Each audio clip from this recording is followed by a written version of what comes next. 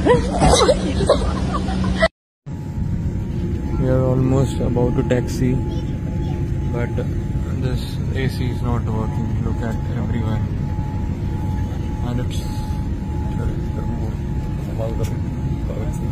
so many people. They are using these magazines. AC is not working at all. And as usual, your TV screens are also not working. Neither this button for calling the cabin crew. Nothing is working. Nothing. Not even the light is working. See, is this what you are providing?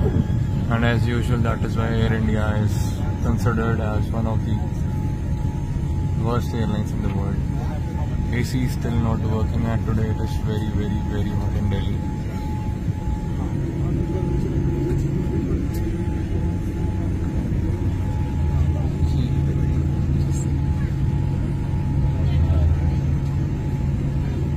And it's a Dreamliner 787.